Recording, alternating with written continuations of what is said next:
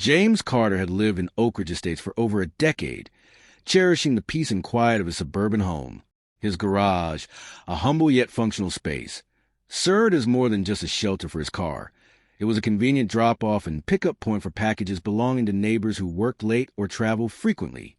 It was a small, neighborly service, one done without fuss or expectation of reward.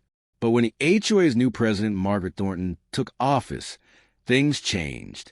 Margaret was a woman of rigid principles and an unrelenting need for control. Where past HOA presidents had taken a measured approach, balancing order with common sense, Margaret enforced rules with an almost fanatical devotion. She saw violations where none existed, wielding the association's bylaws like a weapon. James first encountered her wrath through an official-looking envelope that landed in his mailbox one crisp autumn morning. The HOA's insignia loomed in the top left corner, an omen of bureaucratic doom. He opened it casually, expecting another reminder about lawn maintenance or parking restrictions. Instead, his eyes widened at the accusation inside. Cease and desist unauthorized business operations immediately. He read the letter twice, then a third time, laughter bubbling up despite the absurdity of the claim. According to Margaret and her cronies, his garage was functioning as an unlicensed post office, a blatant violation of HOA regulations. The fine, should he refuse to comply, was an eye-watering $5,000. James strode to the HOA office that very afternoon, marching into the meeting room where Margaret held court. She sat at the head of a long mahogany table, her graying hair twisted into an immaculate bun, her expression one of calculated indifference. "This is ridiculous," James said, slapping the letter onto the table. "I don't run a business. I'm just doing my neighbors a favor." Margaret clasped her hands together and smiled in that insufferably patronizing way that made his teeth grind. "Rules are rules, Mr. Carter. Accepting and distributing mail, even informally, constitutes a service operation. It falls under our community guidelines as an unapproved business. We cannot allow one homeowner to disrupt the uniformity of our neighborhood." James scoffed. "Disrupt? Margaret, this has been going on for years without an issue. No one's complained, because it's not a problem." The other board members, an assortment of familiar faces from around the neighborhood, averted their eyes. Some shuffled papers. Others feigned interest in their watches. None dared challenge Margaret directly.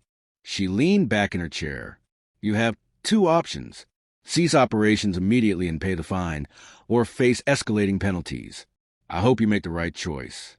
James clenched his jaw. He recognized a power play when he saw one. Margaret had chosen him as her first example, her opening act in a campaign of dominance. If he rolled over now, she'd trample over the entire community, enforcing rules on a whim, squeezing the life out of what had once been a friendly, cooperative neighborhood. He forced a smile. "I'll handle it," he said, his tone light, betraying none of the fire burning beneath his skin.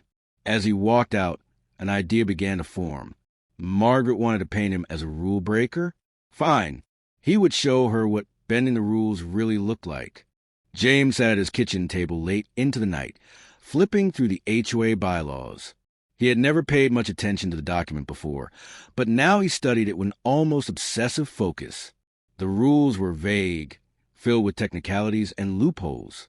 Nowhere did it explicitly define what qualified as a business, or how one might legally differentiate between a personal favor and a commercial operation.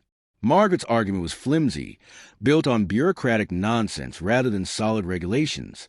But if she wanted to claim his garage was a post office, he would take her at her word, just not in the way she expected. Grinning, James grabbed his laptop and logged onto a popular online marketplace. If the HOA insisted that he was running a mail service, why not lean into the absurdity? He composed a listing under the free section. Community Service Center. Free pickup. Need to get rid of old furniture, clothes, or appliances. Drop them off. Want to find something useful? Pick it up. No fees, no hassle. Just a neighborhood service. He posted it and waited. By morning, the listing had gained traction. People from nearby towns messaged him, eager to participate. Strangers showed up at his driveway, hauling away things his neighbors had abandoned. Worn-out couches, broken televisions, rusting bicycles. Meanwhile, Others dropped off their own unwanted items, turning his garage into a de facto swap meet. James sat on his porch, sipping coffee and watching the steady stream of people. He had just transformed his so-called post office into something far more chaotic and undeniably legal. Margaret was apoplectic. By noon, she stormed down his driveway, her usual controlled demeanor slipping into barely contained fury. "What do you think you're doing?" she snapped. James leaned back in his chair, feigning innocence. "Exactly what you accuse me of, running a community service." "You're making a spectacle of this neighborhood," she fumed. "Traffic is piling up. Strangers are loitering. It's unacceptable." James raised an eyebrow. "I'm simply following your interpretation of the rules. The community seems to like it." Margaret's jaw clenched. "This will not stand. Expect another fine." James smirked, looking forward to it. As she stormed away, he knew this battle was far from over. But for the first time, the power dynamic had shifted. Margaret had drawn first blood, but James had just shown her he was more than ready for war. The following morning, James awoke to an HOA violation notice taped to his front door, Margaret's latest attempt at intimidation. This time, she accused him of violating the community's aesthetic standards due to the increased traffic in front of his house. James chuckled. The hypocrisy was laughable. Plenty of homes had weekend garage sales that brought in just as much traffic, if not more. Margaret wasn't enforcing rules. She was making them up as she went along. Undeterred, James doubled down. He updated his online listing, emphasizing the convenience of his new service. Within days, more people were dropping off and picking up items, turning his home into an undeniable hotspot. Neighbors who had once been passive bystanders now saw Margaret's overreach for what it was. Some quietly offered their support, while others openly defied her, staging their own impromptu swap meets. The rebellion was growing. Margaret, however, wasn't one to back down easily. She called an emergency HOA meeting, demanding James be fined further and even threatened legal action. But this time, the tides had shifted. More board members began questioning her tactics, reluctant to back her vendetta. James sat in the back of the meeting room, arms crossed, watching Margaret's frustration mount. She had expected obedience. Instead, she had ignited a movement. Margaret, now desperate to regain control, enlisted the help of the HOA's legal team. Within days, James received an official cease and desist letter, warning that further defiance could result in a lawsuit. Instead of backing down, James consulted a lawyer of his own, a sharp-witted attorney named Lisa Harper, who specialized in HOA disputes. Lisa found glaring inconsistencies in Margaret's enforcement of the rules, particularly how she ignored similar activities conducted by other residents. With legal backing, James filed a counterclaim against the HOA for harassment and selective enforcement. The lawsuit rattled Margaret's confidence, and rumors spread that the board was considering a vote of no confidence against her leadership. The community's frustration reached its boiling point when James held a public meeting, exposing Margaret's hypocrisy and calling for her removal. Neighbors who had once feared her now demanded accountability. As the tension mounted, Margaret found herself backed into a corner.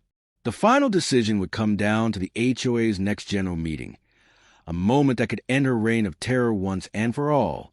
With Margaret dethroned, the HOA underwent a transformation. New leadership emerged, favoring fairness over oppression. The excessive fines were revoked, and James's Community Service Center remained a symbol of victory against tyranny. Neighbors who had once been silent began to take pride in their newfound unity. Block parties replaced fear-driven HOA meetings, and the rigid rules that had stifled the community were reevaluated. Margaret, humiliated and stripped of her power, sold her house and left Oakridge Estates within months. No one mourned her departure. James, victorious, returned to his peaceful life. Only now, it was in a neighborhood that had rediscovered its sense of camaraderie. As he sipped his coffee on his porch, he smiled, knowing that some battles weren't just about rules. They were about standing up for what was right. And in this war, he had won. With Margaret dethroned, the HOA found itself at a crossroads.